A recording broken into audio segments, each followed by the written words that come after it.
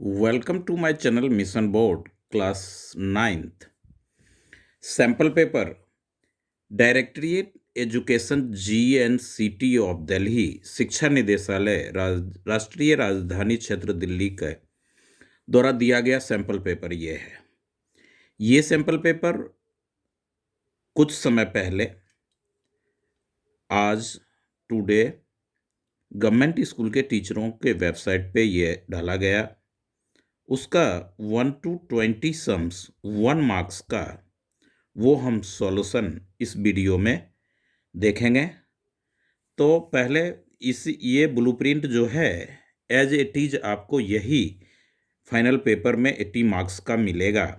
Time 3 our का रहेगा और इसमें फर्स्ट में 1 to 20 जो है वो MCQs बहुविकल्पीय प्रश्न होंगे, विकल्पीय प्रश्न होंगे।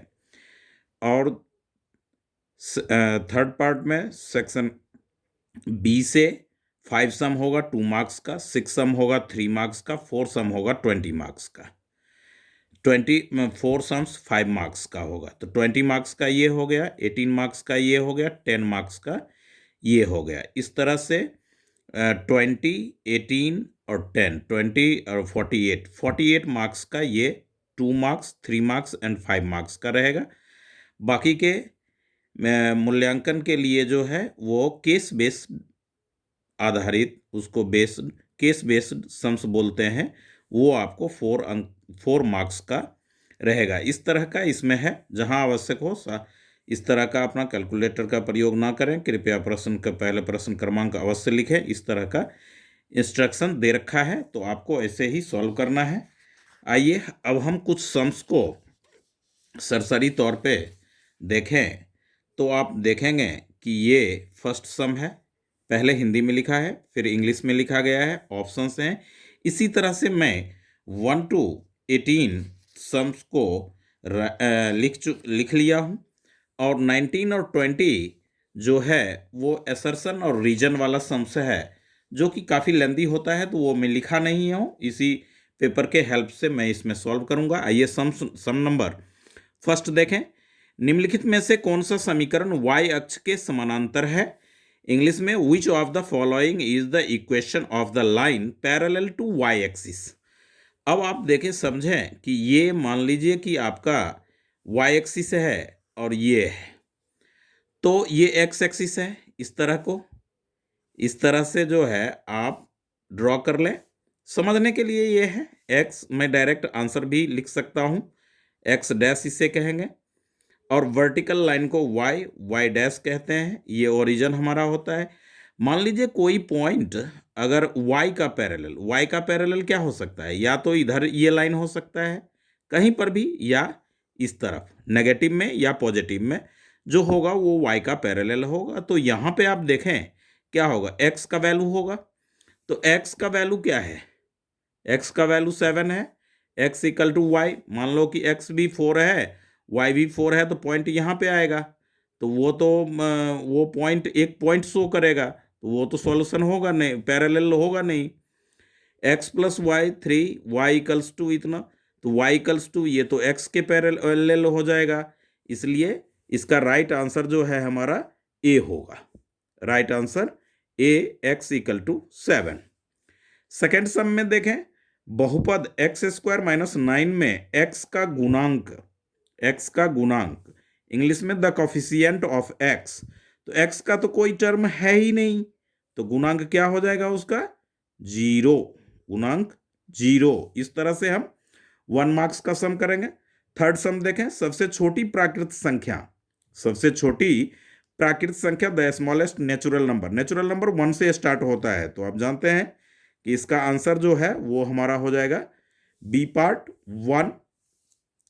अब आप ध्यान दें तो सम नंबर फोर्थ की बात आ रही है। सम नंबर 4 में यदि बराबरों को बराबरों में जोड़ा जाए तो पूर्ण भी बराबर होते हैं। यह कथन यूक्लिड के अनुसार if equals are added to equals the whole are equals according to Euclid, this statement is अभिधारणा पोस्टुलेट में तो ऐसा है नहीं, पॉइंट वाले उसमें पोस्टुलेट में है। डेफिनेशन ये है नहीं, थ्योरम ये है नहीं, तो क्या है ये आपका है एक्जियोम। इस तरह से ये फोर्थ सम हमारा हुआ। अब आइए आगे हम इसका और नेक्स्ट सम करते हैं। तो ये हमारा हो गया फिफ्थ सम। ये मोस्ट इंपॉर्टेंट है, पेपर में मैक्सिमम सम्स आपको इस वीडियो का मिलेगा, ऐसा मेरा मानना है। प्रीवियस ईयर में भी रहा है। दी गई आकृति में कोण x का मान क्या होगा, 6 चैप्टर से है। In the given figure the value of angle x। तो आइए, इस तरह का हमें फिगर दे रखा है। ये ए बी लाइन है, ओ सी कोई रे है, ये 5x का एंगल है, ये 4x का एंगल है, ये स्ट्रेट लाइन बनाता है लीनियर पेयर ऑफ एक्सियम से।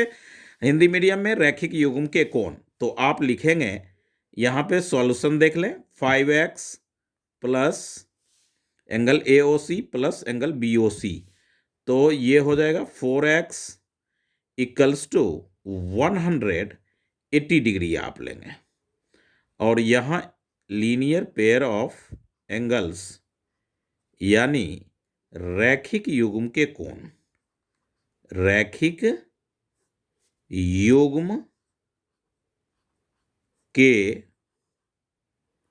कोण, इस तरह से हिंदी मीडियम वाले बच्चे लिखेंगे।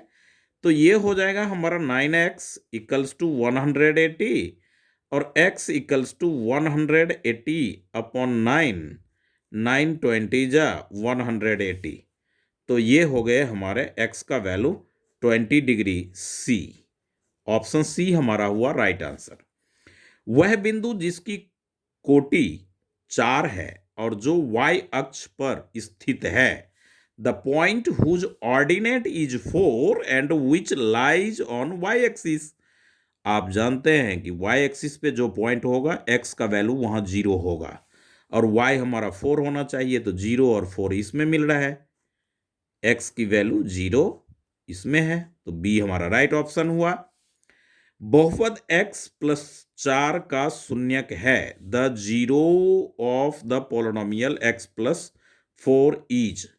तो आइए, x प्लस 4 इक्वल्स टू 0, कोई भी पोलिनोमियल बहुपद 0 के इक्वल होता है, x इक्वल्स टू -4, -4 यानी राइट आंसर हमारा हो गया ऑप्शन ए। इस तरह से आप एग्जामिनेशन में ये 7 लिखेंगे और आंसर दे करके ए आप ऐसे लिखेंगे। ये हमारा हो गया, इस तरह से एग्जामिनेशन में लिखने का तरीका है। 8th सम में देखें, वो कहता है कि 8th सम जो है वो 12 का सैंपल पेपर सपोर्ट मटेरियल का जो देखिएगा, उसमें फर्स्ट सम यही है प्रैक्टिस पेपर का।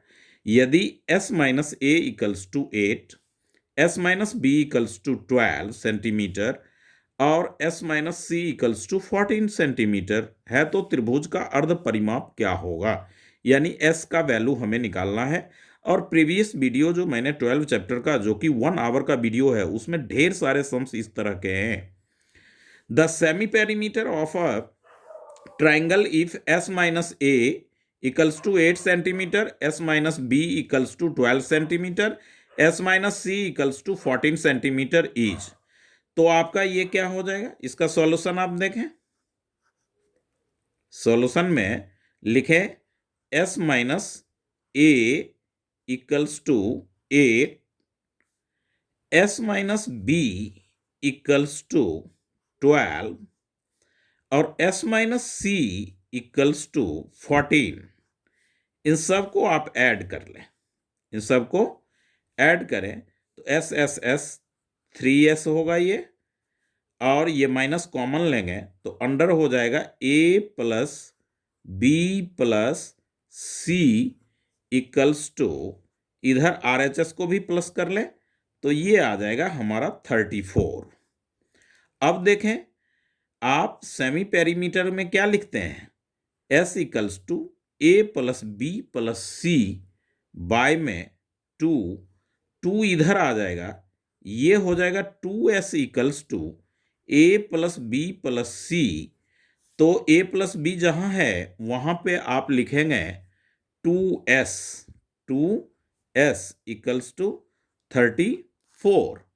तो 3s में 2s माइनस करेंगे तो s इक्वल्स टू 34। s मतलब अर्ध परिमाप, s मतलब अर्ध परिमाप। अर्ध परिमाप कितना हो गया? 34 सेंटीमीटर।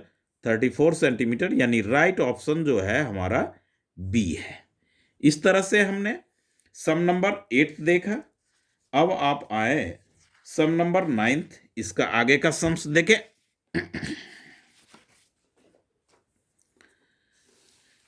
इस सम्स में सम नंबर 9 में ट्रायंगल पी क्यू आर में P Q equals to P R और angle P Q R 30 degree है। तो पी आर क्यू का माप है, क्या होगा? इंग्लिश में in triangle P Q R PQ equals to PR and PQR equals to 30 degree the measure of angle PRQ। आइए सबसे पहले हम एक isosceles, two sides are equal है तो एक आइसोसेलेस ट्रायंगल ड्रॉ कर लें। अब आप इसमें देखें कि ये साइड और ये साइड मान लें इक्वल है, तो P हमारा यहाँ, Q ये हो गया, R ये हो गया, तो P Q P R equal है तो ये एंगल और ये एंगल इक्वल होगा। ये 30 डिग्री है, ये 30 डिग्री, ये भी 30 degree. Angle opposite to equal sides. 1 marks का है इसलिए मैं इसे सॉल्व नहीं कर रहा हूं, वर्बली आपको बता रहा हूं, आप सुन करके समझ सकते हो कि टू साइड्स इक्वल है तो टू एंगल्स इक्वल होगा। और ये तीनों एंगल का ऐड 180 होता है तो 30 प्लस 30 60 यानी 120 ये आ गया। ये जो एंगल आया हमारा 120 यानी ये कौन सा एंगल है? Q P P R Q हमें फाइंड आउट करना है। तो पी आर क्यू जो होगा वो हमारा होगा 30 डिग्री। ध्यान दें P Q P R equal है, पी क्यू आर 30 है तो पी आर क्यू हमें निकालना है। P R Q P R Q P R Q अपना क्या हो गया? 30 हो गया तो 120 तो निकालने की जरूरत भी नहीं है। पी आर क्यू हमारा angle opposite to equal side, ये 30 तो ये भी 30 यानी राइट ऑप्शन जो हमारा है वो बी हुआ। 10th सम में यदि P -1 1 है, Q 3 -4 है, R 1 -1 है, S -2 -3 है और T -4 4 है को ग्राफ पेपर पे अगर आप निरूपित किया जाता है तो चौथे चतुर्थांश। तो आप समझें, एक छोटा सा मैं आपको क्वाड्रेंट बना करके दिखाता हूं। यहाँ पे कार्टेशियन प्लेन भी इसे कहते हैं। तो इस तरह से ये फर्स्ट होता है, ये सेकंड होगा अपना, ये अपना थर्ड होगा और ये अपना फोर्थ होगा।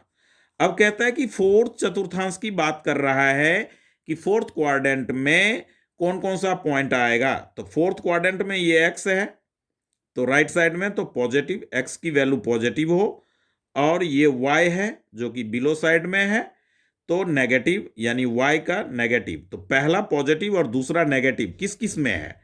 तो ये पी तो होगा नहीं, पहला पॉजिटिव दूसरा नेगेटिव क्यू में है, पहला पॉजिटिव दूसरा नेगेटिव आर में है और किसी में नहीं है।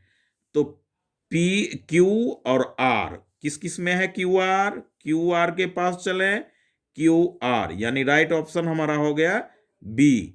किस तरह से समझे आपने?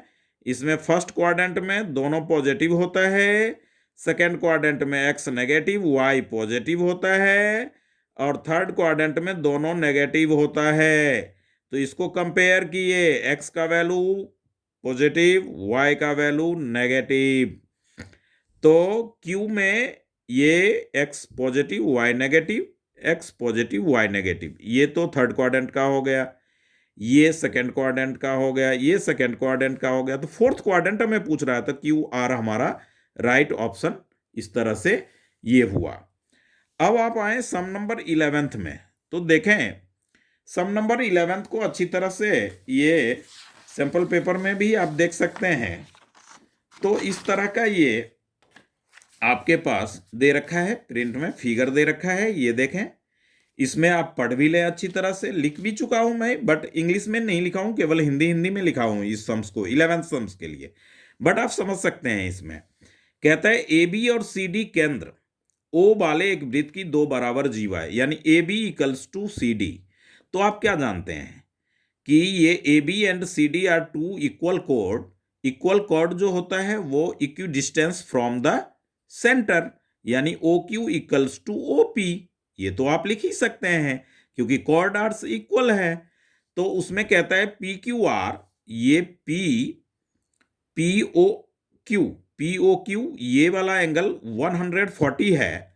तो ये और इसकी प्लस क्या होगी, यानी बाहर का A P Q C Q P, ये वाले एंगल और ये वाले एंगल का।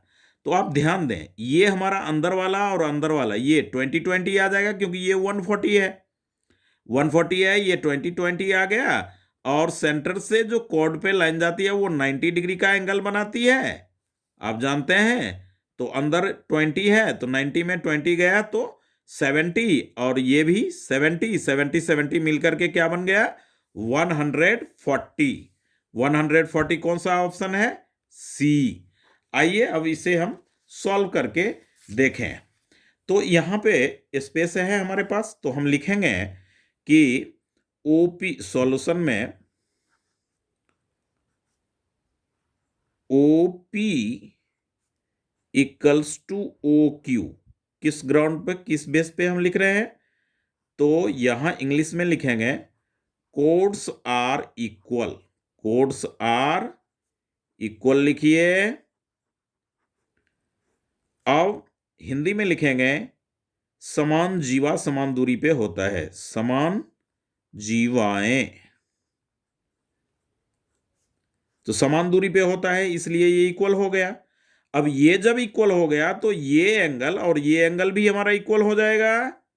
Angle O P Q equals to angle O Q P, O Q P, ये इक्वेशन फर्स्ट कर लें। अब आप देखें कि ये और angle, angle P O Q, angle P O Q जो है वो गिवन है 140 डिग्री। तो ये एंगल और ये एंगल, ये इसको एक्स लेट कर लें, माना तो क्या हो जाएगा, ये 140 एंगल सम प्रॉपर्टी से 140 degree plus X equals to 180 degree angle sum property. Angle sum property यानी त्रिभुज के कोणों का योग, त्रिभुज के कोणों का योगफल 180 होता है। ये बच्चों को याद होता है। तो 2x equals to 180 degree minus 140 degree, तो x equals to 40 degree by में 2, तो ये कैंसिल होकर के क्या हो गया 20 डिग्री। और ये जो OP हम क्या लिखेंगे, OP perpendicular AB and OQ perpendicular CD। आप जानते हैं क्यों, क्योंकि कॉर्ड से, सेंटर से कॉर्ड पे जो लाइन ज्वाइन करते हैं वो 90 डिग्री का एंगल फॉर्म्ड करता है। तो ये 90 डिग्री बनाया, ये जब 90 डिग्री हमारा बनाया तो 90 में क्या हो जाएगा 20 इंटीरियर एंगल जो ये है वो माइनस कर लेंगे, यानी कि angle A P Q equals to 90 minus 20 degree equals to 70 degree हो गया। और एंगल डी क्यू पी या C Q P, C A B C D, C ऊपर देंगे और डी नीचे लेंगे, सी क्यू पी। तो सी क्यू पी भी हमारा क्या हो जाएगा 90 degree minus 20 degree equals to 70 degree. अब दोनों को प्लस कर लें तो angle A P Q plus angle C Q P equals to 70 degree plus 70 degree equals to 140 degree. Option कौन सा है 140 डिग्री, तो ऑप्शन देख लें। इसमें मैंने ऑप्शन नहीं लिखा था, तो 140 डिग्री हमारा सी ऑप्शन है। तो इस तरह से आप क्वेश्चन भी नोट करेंगे और उसका सॉल्यूशन भी समझेंगे। तो ये हमारा था सम नंबर 11th। अब आप देखें सम नंबर 12।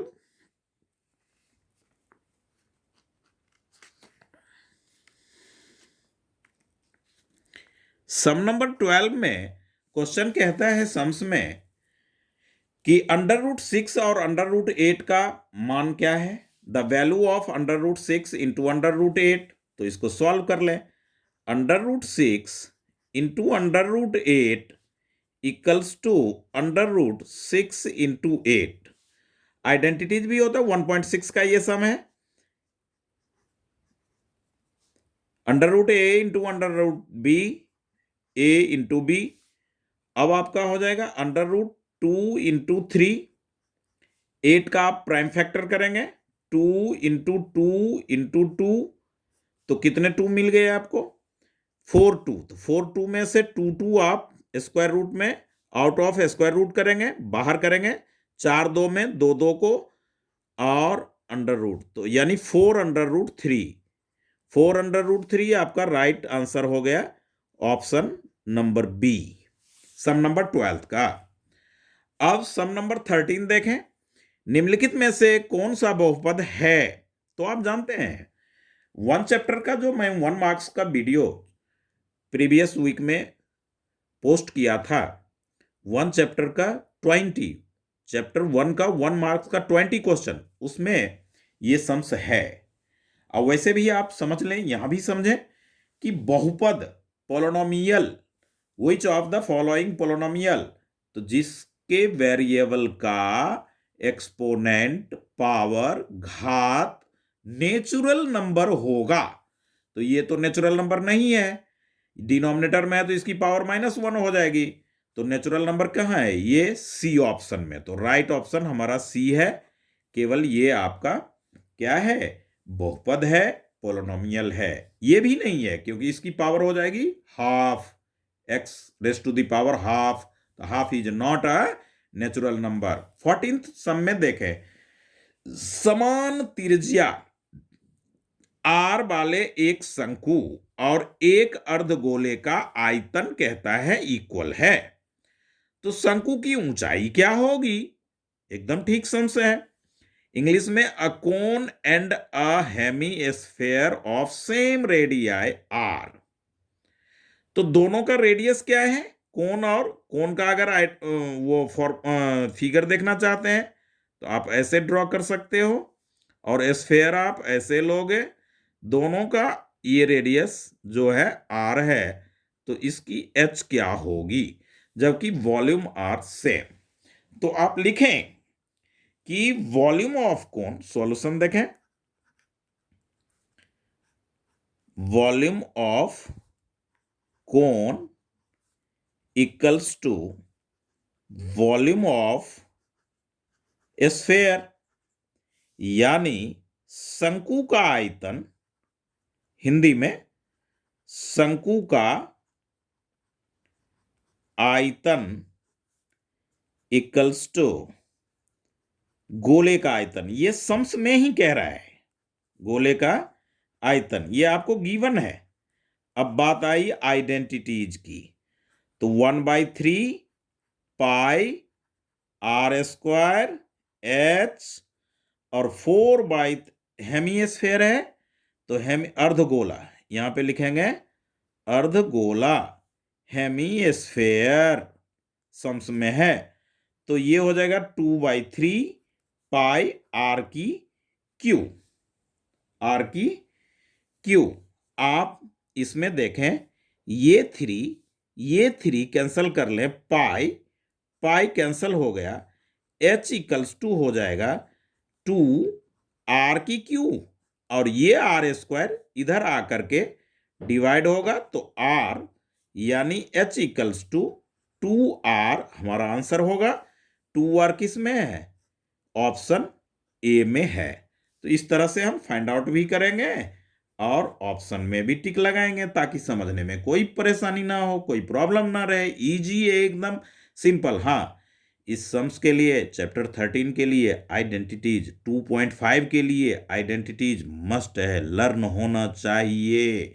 मैं एक बार और सबसे बड़ी बात, अच्छी बात इस बार है कि आपको 13 में केवल कोन, स्फेयर और हेमी स्फेयर के ही सम्स रहेंगे। शंकु, गोला और अर्धगोले वाले ही सम्स रहेंगे और अनदर कोई सम्स 13 चैप्टर से नहीं रहेगा। ऐसा ये जो GNTCT वाले सैंपल पेपर को देखने पे और सपोर्टिंग मटेरियल को देखने से बिल्कुल स्पष्ट हो जाता है कि इस बार के एग्जाम में 13 चैप्टर सबसे अच्छा, शॉर्ट में और वैल्यूएबल है, ज्यादा मार्क्स का भी है। 15 सम देखें, एक्स अक्ष को समीकरण इतना किस बिंदु पर काटती है? The graph of equation 2x + 3y 6 cut x axis. X axis को ये कहां पे काटेगा? तो आप देखें, इसमें x को जो काटेगा तो आप इसमें वैल्यू फाइंड आउट कर सकते हैं। इसका इस बनाने का कई तरीका है। आप यहां से देखें तो आप लिखेंगे यहां 2x + 3y = 6। तो 2x = क्या हो जाएगा? 6 - 3y। x = क्या हो जाएगा? 6 - 3y बाय में 2। तो ये हो गया 0। अगर पुट करते हैं y का वैल्यू तो 6/2, तो ये 3 हो जाएगा और ये y 0, ये एक पॉइंट ये आ गया। तो आप देखें कि y जब 0 होगा तब x एक्सिस पे पॉइंट इंटरसेक्ट करेगा, यानी इसका भी राइट ऑप्शन क्या हो गया? A। और तो इस तरह से हम 15 सम्स का सॉल्व देखें। अब आप देखें सम नंबर 17, 18, 19 एंड 20। तो ये हो जाएगा हमारा 16 में कहता है बहुपद इतना की घात डिग्री ऑफ द पोलिनोमियल इतना। सबसे ज्यादा डिग्री क्या है? 3 है। तो ये आपका राइट ऑप्शन डी हो गया। एनसीईआरटी में भी ये सम्स है डिग्री लिखने का, कॉफिशिएंट लिखने का।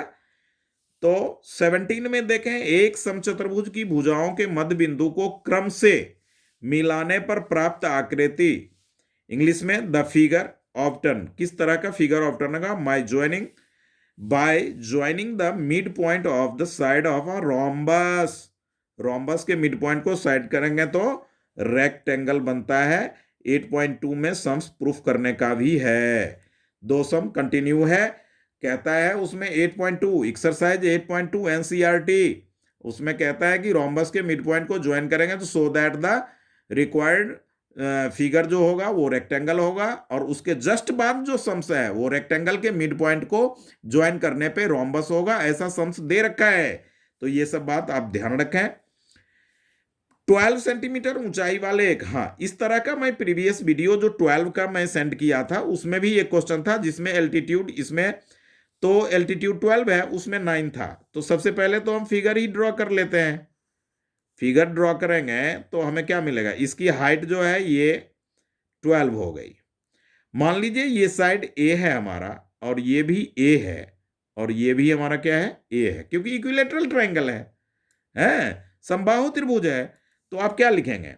इसमें लिखेंगे और half into base into height equals to, equilateral triangle का क्या फॉर्मूला होता है? √3/4 a²। A means side square, side को ए ले रखे हैं। 1/2 बेस हो गया ए और हाइट 12 सेंटीमीटर कह रहा है, बाकी सब हम वही रखेंगे और a² यहां लेंगे। अब आप देखें क्या कि इस a को आप इधर लाएं और ये 6 हो गया, तो इस तरह से आपने a² में a से डिवाइड करेंगे तो क्या मिलेगा? a मिलेगा। और ये 6 रखें, इसको आप उधर लाएं तो 4/√3 हो जाएगा। ये रेसिप्रोकल हो जाएगा लेफ्ट साइड आकर।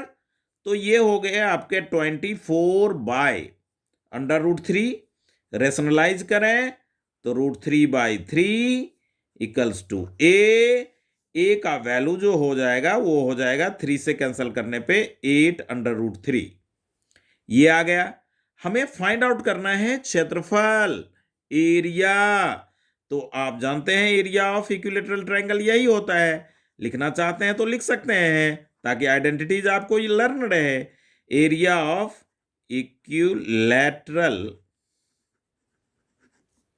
Triangle equals to √3/4 a²। यहां पे हिंदी मीडियम वाले बच्चे घबराए नहीं, सीधा लिखें समबाहु त्रिभुज, त्रिभुज का साइन दे दिए, का क्षेत्रफल। अब आपने साइड फाइंड आउट कर रखे हैं, √3 इंटू 8√3 इंटू 8√3/4, 4 2 जा 8, 8 2 जा 16, और √3 3 16 3 जा 48√3 सेंटीमीटर स्क्वायर, यानी कि राइट ऑप्शन हमारा हो गया सी। इस तरह से आप सम्स को समझ करके अच्छी तरह से बनावें। अब आ जाइए, अब जो 19 और 20 सम आपके एग्जाम में भी वो रहेंगे, इसी तरह का सम्स रहेगा जो अभी आप देखने जा रहे हैं। इसमें असर्शन और रीजन की बात करेगा।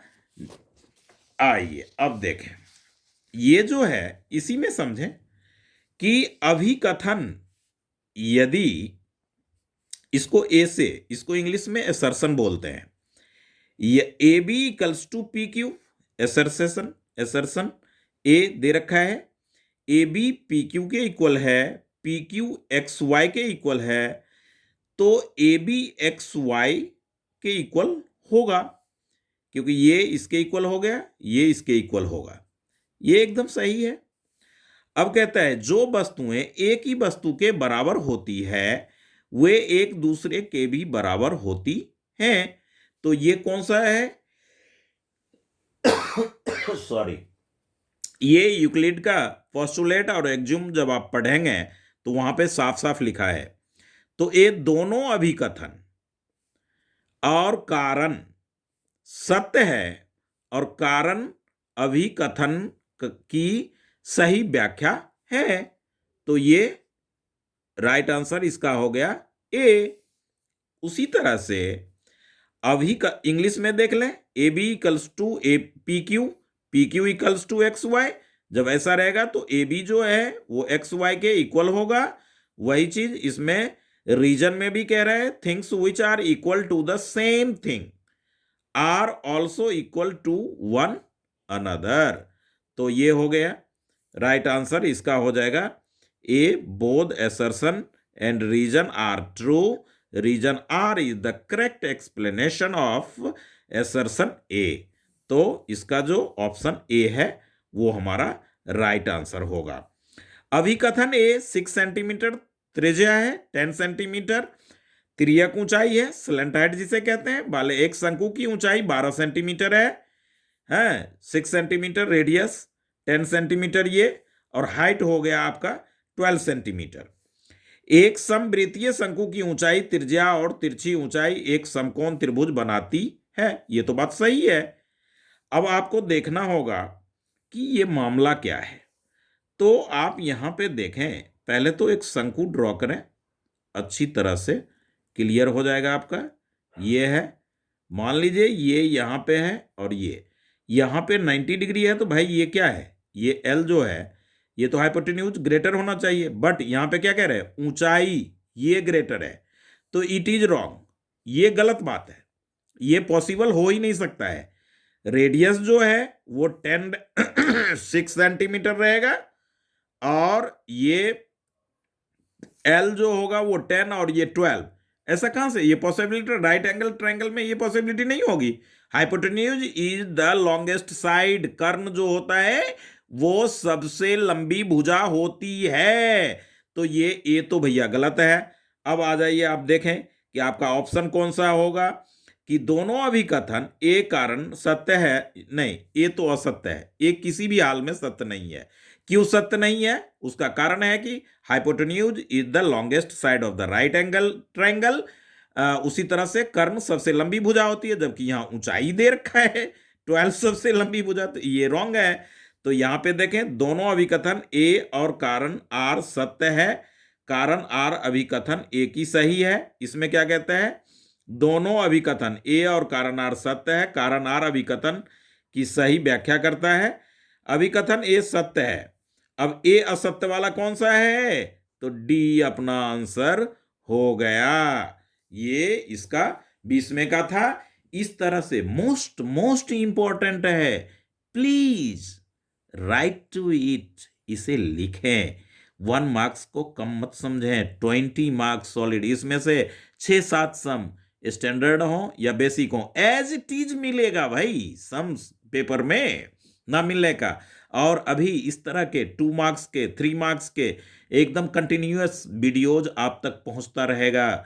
यदि आपको ये समझ में आए, वीडियो अच्छा लगे, और आप तो अपने फ्रेंड्स में इसको जरूर शेयर करें। Thank you. Please subscribe my channel.